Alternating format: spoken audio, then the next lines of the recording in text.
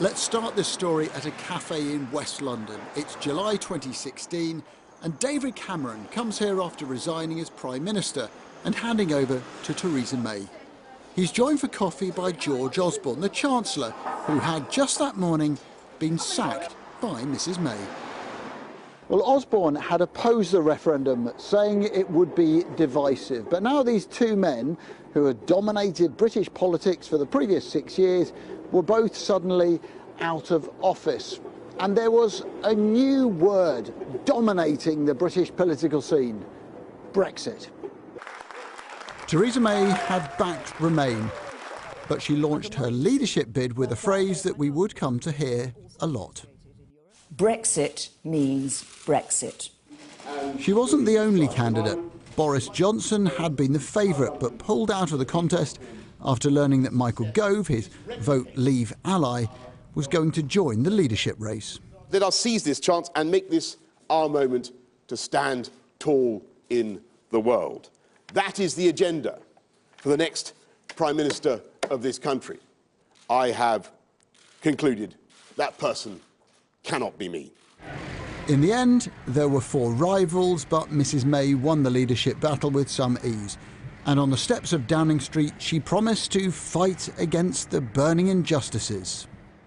Mrs May came here to Lancaster House to give her first in-depth speech about her vision of what Brexit meant.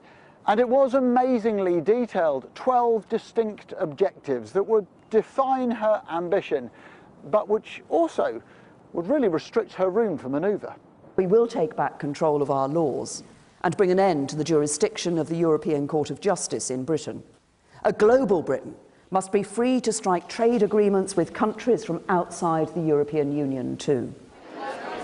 More speeches followed, in Florence and then at the Mansion House.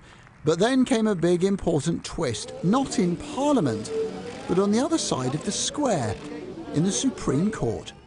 No Prime Minister, no government can expect to be unanswerable or unchallenged.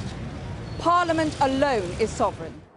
It was here that a businesswoman called Gina Miller won a legal action against the government, which meant that any Brexit deal would have to be voted through Parliament. And if it wasn't for that legal victory, we may not have had the political deadlock that we're now seeing. MPs did give the Prime Minister permission to trigger the process of leaving the EU, but not before they'd won the right to a so-called meaningful vote, so they could block the deal if they didn't like it. But despite these wobbles, the opinion polls had Mrs May looking pretty comfortable. So she decided to call a general election, confident that an enlarged majority would help her hand in negotiating Brexit. It will be a choice between strong and stable leadership in the national interest, with me as your Prime Minister, or weak and unstable coalition government led by Jeremy Corbyn. The problem was that something curious was happening with Labour. The party had moved sharply to the left, and Jeremy Corbyn had found a new well of support. Labour didn't win the election, but they did erode the Conservative majority. And Theresa May found herself now having to form a minority government.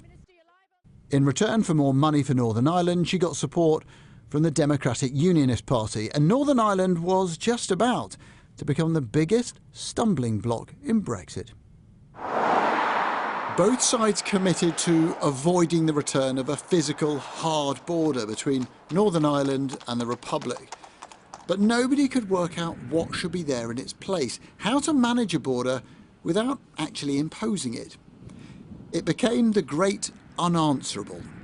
It's a question of whether we're separating the Union, whether we are dealing with the United Kingdom in a way that leaves us adrift in the future. And as the leader of unionism in Northern Ireland, I'm not about to agree to that.